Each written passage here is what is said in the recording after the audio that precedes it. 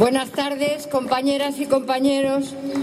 Lo primero que quiero deciros es que estoy orgullosa de estar aquí en Trebujena, invitada por el Sindicato Andaluz de Trabajadores. Y quiero felicitaros a vosotras y a vosotros, al pueblo andaluz, por haber construido una organización como el SOC, ahora como el SAT, porque es la organización que hace falta.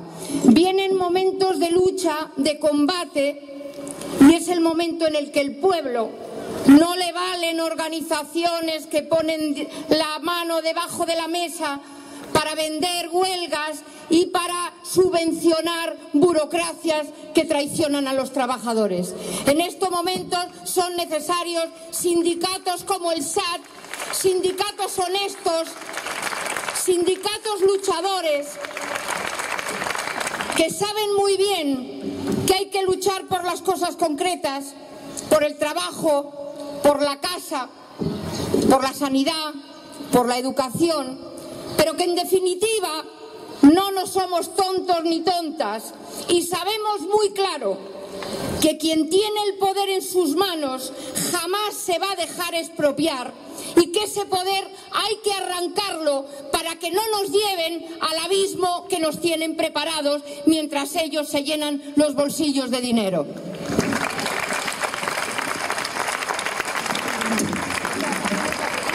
Yo os vengo a hablar de la sanidad y, como decían los compañeros, en otras comunidades autónomas están yendo las cosas muy deprisa, pero al mismo camino a donde vamos todos los pueblos del Estado español.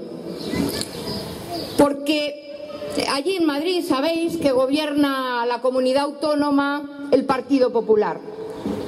Y hay mucha gente ingenua o desinformada que pone oídos interesados a decir a gente que ha estado callada durante décadas mientras se estaba construyendo el crimen de un 40% de empleo precario en la sanidad, cuando se estaban aumentando los conciertos con la privada, cuando se estaba aumentando la precariedad entre la juventud, callaban. Y ahora dicen todos contra el Partido Popular, como si las cosas hubieran empezado cuando ha empezado a gobernar Mariano Rajoy o el Partido Popular en Madrid. Y por eso es muy importante, porque estamos en una guerra social y un pueblo que sabe que está en guerra, lo primero que tiene que saber muy claro es quiénes son sus enemigos. Y los enemigos no es el gobierno de más a la derecha o de menos a la derecha, o el gobierno de izquierdas que hace lo mismo que los gobiernos de derechas. Es muy importante que sepamos que lo que tenemos enfrente es un programa general del capital que, eso sí, tiene bien pagados a ministros, a ministras, a consejeros y a consejeras que además salen del cargo público y entran a los consejos de administración de las empresas. Quiero deciros, yo trabajo en sanidad y me he preocupado de verlo en sanidad. Todos los ministros y ministras, de los que más ha habido del PSOE, todos y todas en consejos de administración de grandes multinacionales. ¿Al servicio de quién ha gobernado? Al servicio de quién ha tomado las decisiones para que luego los estómagos agradecidos y los bolsillos bien llenos les den un puesto en sus consejos de administración. Porque claro, la sanidad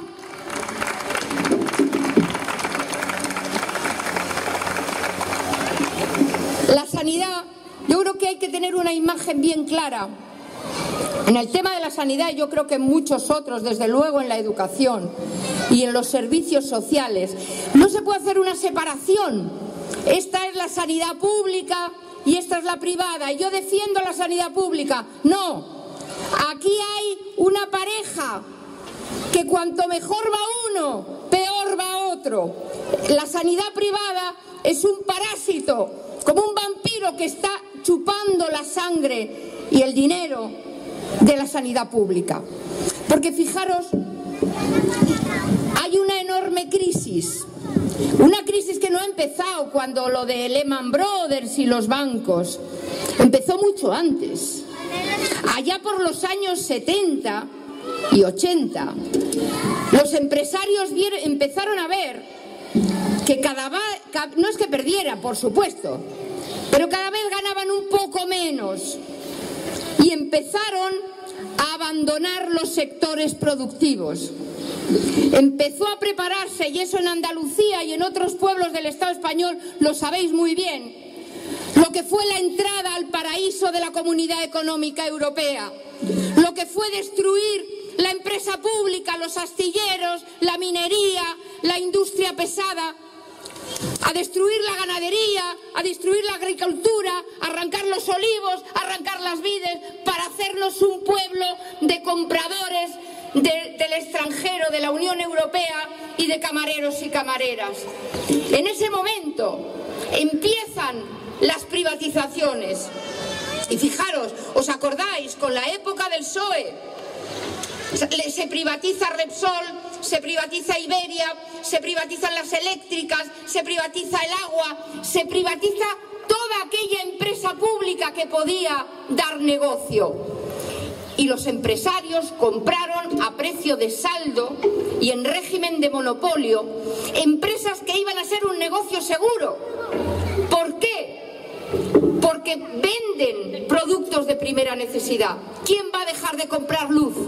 El que está muy desesperado. Ya en Madrid, no sé aquí, pero ya hay gente que está viviendo sin luz y sin agua porque no puede pagarla. Pero es de lo último que haces. Cuando ya hubieron privatizado todo, vienen a los servicios públicos. Y claro, los servicios públicos como la sanidad es la gallina de los huevos de oro soñada por cualquier capitalista. Se plantea, y es el proceso en el que está Andalucía, en el que está Madrid y en el que estamos el conjunto del Estado y de la Unión Europea, lo que se plantea es que en la sanidad, como en la educación, el dinero sea público, es decir, sale de nuestros bolsillos, porque aquí los únicos que pagamos impuestos somos los trabajadores y las trabajadoras, que nos lo quitan de la nómina, queramos o no. Luego hablaremos de los impuestos. Pero fijaros, financiación pública, gestión privada, es decir, lucro privado y clientela asegurada. ¿Alguien puede soñar mejor negocio para los miles de millones que tiene? Y yo lo que os quiero contar es que os voy a contar cosas terribles, pero hay que saberlas, porque el deterioro de la sanidad pública está preparando todo lo rentable para la privada. Y eso no es una decisión de un gobierno. Eso es, ¿os acordáis? Zapatero, en agosto de 2011, planteó junto con Rajoy una enmienda a la Constitución, esa que no se puede tocar, no se puede decir que ya está bien de monarquía heredera de Franco, ya está bien de que los derechos sociales no sirvan nada.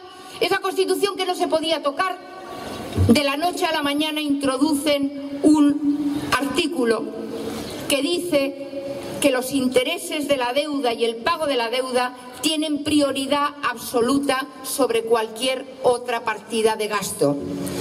Y se plantea además, en una carta secreta que dirigieron a Zapatero, el que entonces era director del Banco de España y el director del Banco Central Europeo, le plantearon que si quería que esto no fuera a la quiebra, tenía que privatizar toda la sanidad, toda la educación y disminuir sensiblemente las partidas de gasto para el paro y para las pensiones, que es lo que están ejecutando día a día los gobernantes de turno, antes el PSOE y ahora el PP. Os decía, el tema de la sanidad, yo creo que es muy importante que sepamos que eso que han contado los compañeros, la reducción del salario y de la jornada de trabajo, que no del trabajo que hay que hacer y que repercute directamente no solamente en la explotación de trabajadores y trabajadoras, sino en la calidad de la asistencia, la concentración de laboratorios, alterando, hay que decir, la concentración del macrolaboratorio de la Cartuja. Todo el mundo sabe que es el proceso previo a la privatización. No solamente se calcula que se va a despedir al 50% de los trabajadores, sino que os digo que la concentración de los laboratorios es un atentado a la calidad del proceso de análisis clínicos. Es decir, que si tú a una persona le sacas sangre por la mañana a las 8 de la mañana y te das vueltas por toda Andalucía o por toda la provincia y llevas la muestra de sangre a las 2 de la tarde, ahí no vas a poder analizar en condiciones ni la glucosa, ni el potasio, ni el colesterol, ni nada. Y no importa la calidad, importa el negocio. Pero el problema es que el negocio se hace a costa de nuestra salud. Y os voy a explicar brevemente cómo. Os voy a explicar qué es lo que está pasando en Madrid y en Andalucía, lo que está pasando en los hospitales de gestión privada y a dónde vamos. ¿Cómo puede ser posible que la sanidad sea un negocio? Imposible. Si se atienden las necesidades de la gente en función de su enfermedad, es imposible que sea un negocio. ¿Cómo hacen las empresas privadas, las constructoras, los bancos, el Corte Inglés, que se están pegando por acceder a los servicios privatizados? Varias cosas. En primer lugar, disminuir las plantillas de una manera que no solamente, insisto, es explotación para los trabajadores y trabajadoras, sino atentar contra la calidad. Un ejemplo, para que veáis, en Madrid, un hospital de gestión privada, propiedad de Fomento de Construcciones y Contratas, un servicio de ginecología con 5 médicas, eran las 5 mujeres. A partir de las 3 de la tarde queda una, y llegaron 2 partos complicados al mismo tiempo que requerían asistencia en serio. En las 2 ocasiones no murió la madre y el niño por casualidad, porque había un médico que no se había ido todavía a su casa, y en otro caso porque había un anestesista que estaba por allí. A raíz de ahí, estas mujeres fueron a la Consejería de Sanidad a decir que así no trabajaban. La respuesta fue que se fueran, pero no iban a ser contratadas en ningún hospital, ni público ni privado, en la Comunidad de Madrid. Se está trabajando, por ejemplo, os decía antes que las cosas habían empezado hace mucho tiempo, en sanidad también. En los años 90, y seguro que si hay alguien que está trabajando en algún hospital de Andalucía, lo sabe perfectamente, empezaron a privatizar las cocinas, los servicios de limpieza, las lavanderías. Los servicios de limpieza, porque total, ¿qué importancia tiene la limpieza de un hospital? ¿Qué importancia tiene? Pues eso supuso que al subcontratar con Ferrovial o con cualquier empresa, lo primero que se hacía es echar a la mitad de la plantilla, aumentar la jornada de trabajo, despedir a la gente cada 3 meses, porque eso es muy rentable. Y hoy, a consecuencia directa de eso, la primera causa de muerte en los hospitales son las infecciones hospitalarias. Es decir, la gente no muere por la enfermedad que llevaba, sino la que ha contraído en un hospital, y la gente que trabaja en sanidad sabe perfectamente que los microbios que hay en los hospitales son resistentes a los antibióticos y las posibilidades que tienes de morirte son muy grandes. Pero hacen negocio también seleccionando pacientes. ¿Cómo se seleccionan pacientes? Hay pacientes rentables y no rentables. ¿Y eso qué quiere decir? Imaginaros a una empresa, un concierto de una empresa privada, la lista de espera, le pagan tanto dinero por poner una prótesis, o por quitar un apéndice o una vesícula biliar, un dinero fijo que está calculado. Claro, quitar ese apéndice a un chaval o una chavala de 20 años que no tiene más malo que el apéndice, en poco tiempo se puede ir a su casa. Si el que tiene una apendicitis es una persona mayor que además tiene hipertensión, o a lo mejor tiene azúcar, o a lo mejor tiene cualquier otra patología, el problema se alarga. ¿Qué están haciendo los hospitales de gestión privada? tener una UBI móvil a la puerta y cuando llega una persona mayor con un accidente cerebrovascular, decirle: aquí no hay cama, váyase usted al hospital público de turno, donde están acumulando con un menor presupuesto todo lo que la privada entiende que no es rentable. Esa selección de pacientes también se hace con los contratos de trabajo. Me explico. La empresa tiene que sacar beneficio. Cuanto menos gaste, más beneficio tiene. ¿Cómo se están haciendo las cosas? En la precariedad en el empleo no solamente es ahorro porque aumenta la explotación, sino porque tiene a los trabajadores agarrados del cuello y sobre todo al personal médico, que es al que toma las decisiones. Es decir, tú vas al médico y tú dices: pues parece que me duele mucho esta rodilla. Y el médico dice: pues hay que hacer tales pruebas y tiene usted que ponerse una prótesis de cadera. ¿Cómo se controla al médico para que colabore en el ahorro? Estableciendo un listado de objetivos para dar alta a la gente cuanto antes, para no hacer pruebas caras, para no mandar mucho al especialista. Y tanto ahorras, tanto más dinero yo te doy. Y si no colaboras, porque hay gente que dice: bueno, y la dignidad del médico y la deontología a la calle. Es decir, si tú no colaboras, a la calle. Os voy a contar, y ya paro con los ejemplos, pero es que este es muy importante. Porque aquí va a pasar, tenéis que tenerlo en cuenta, es la mentalidad del capital en el cual lo único que importa y por encima de todo es el beneficio. Mirad, en estos hospitales de gestión privada, la Junta, la Consejería de Sanidad, le da al hospital privado, de gestión privada, la atención sanitaria, imaginaros, de 200.000 personas, de un área. Y le dice tanto dinero fijo al año por persona, por cada uno de los 200.000, vayan o no vayan al hospital. Y luego, si esa empresa hace marketing, es decir, propaganda, y consigue que vengan gente de fuera de esos 200.000, pago aparte. Y después hay el 30% de las camas reservadas para el que va con el dinero, el dinero o la tarjeta de crédito por delante. Mirad, para que veáis hasta dónde llegan las cosas, la gente que trabajáis en sanidad seguro que sabéis que en los servicios de urgencia se hace un sistema para distribuir a la gente en función de la gravedad de la enfermedad. Es decir, llega uno con un infarto y se le pone un color rojo porque es una urgencia más grave que otro que se ha roto una pierna, y así por colores. En la sanidad de gestión privada, los colores no van por la gravedad del caso. El color va en función del dinero que reporta a la empresa la atención de la persona en concreto. Es decir, privado, color rojo.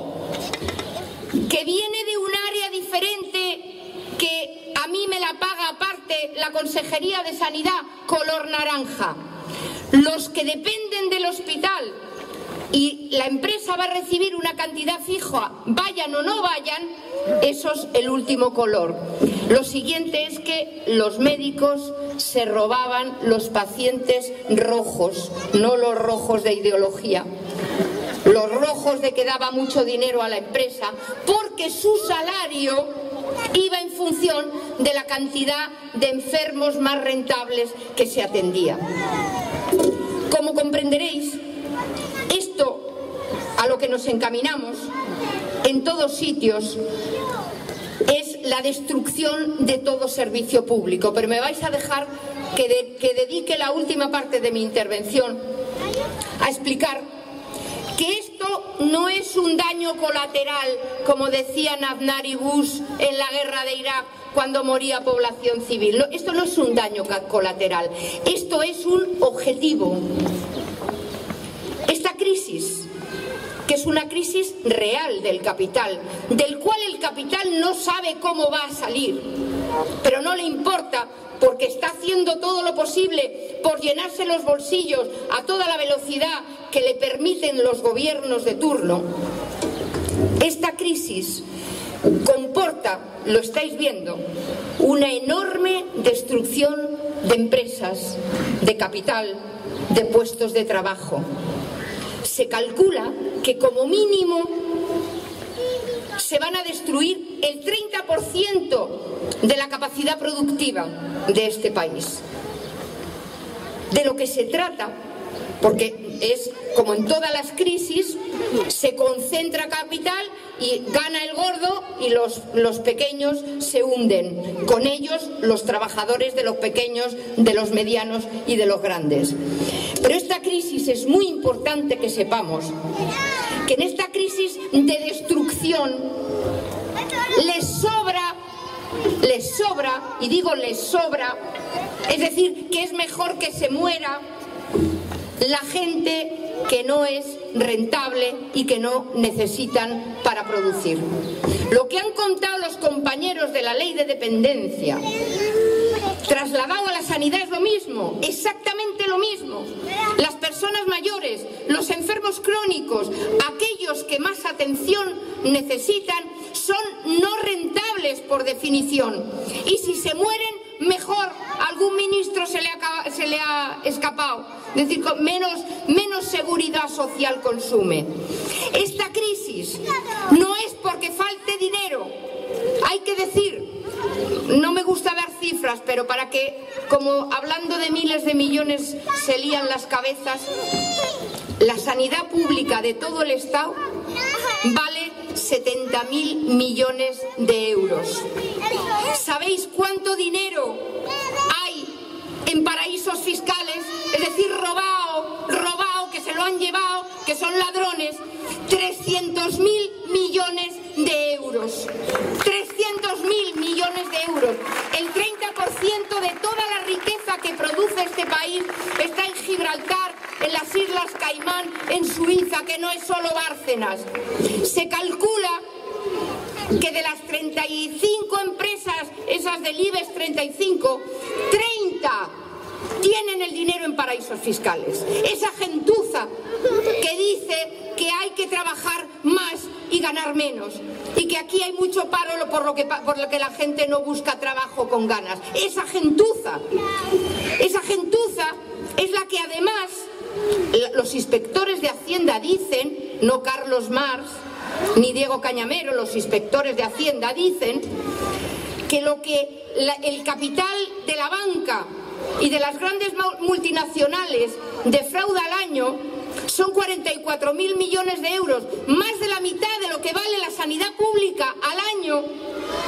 Están estafando a Hacienda y así sucesivamente. No voy a dar más cifras. Esto es un auténtico saqueo, un auténtico robo que no va a parar. No va a parar, compañeras y compañeros. Los datos de Grecia son espeluznantes. Y ahí vamos. Ahí vamos.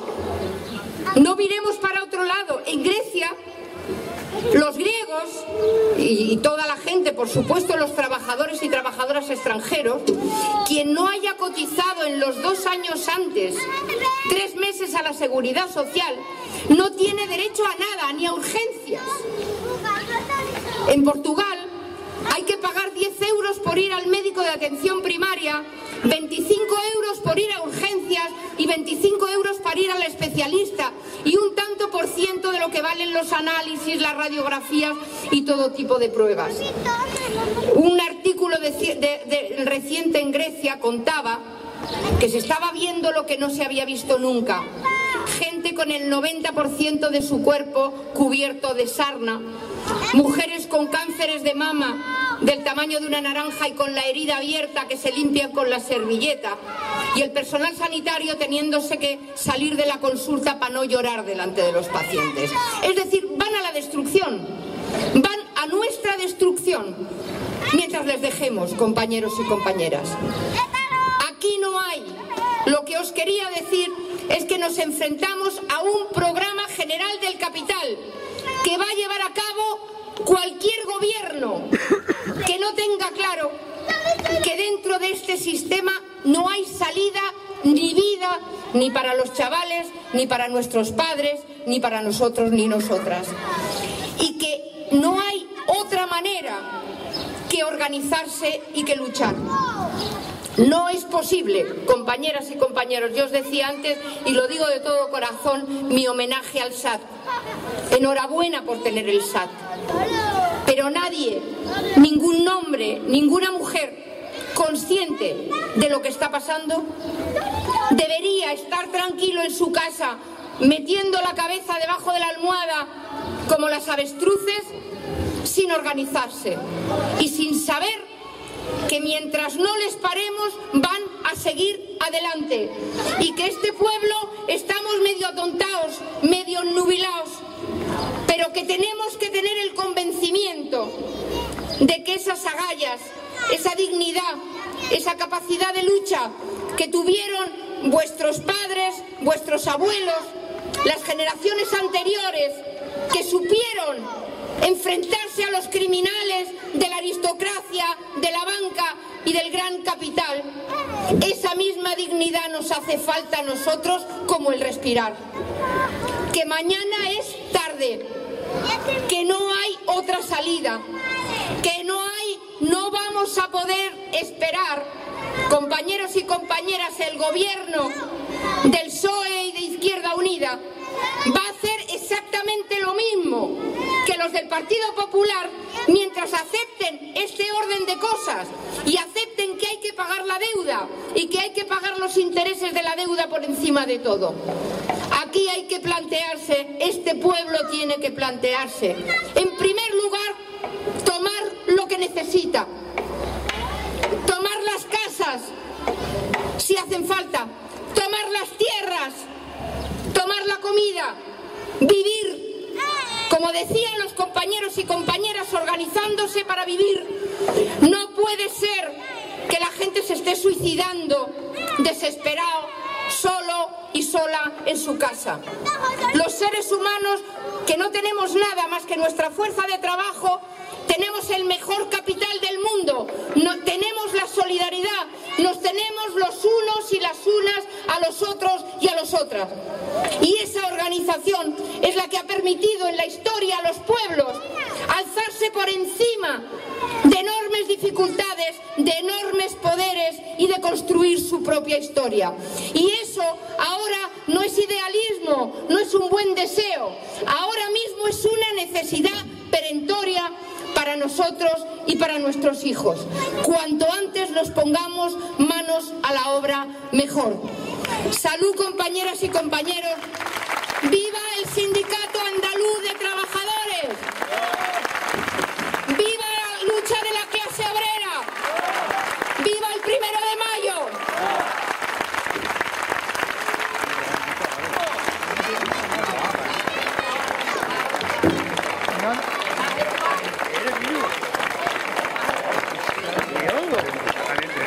Bueno, para terminar, recordaros que mañana esta organización, el Sindicato Andaluz de Trabajadores, estará presente en la manifestación que tiene prevista convocar el bloque crítico en Jerez a las 11:30 desde la Plaza del Caballo, y también habrá compañeros que estén presentes en la ocupación de la finca de las Turquillas que el sindicato tiene mañana prevista su ocupación. Muchas gracias.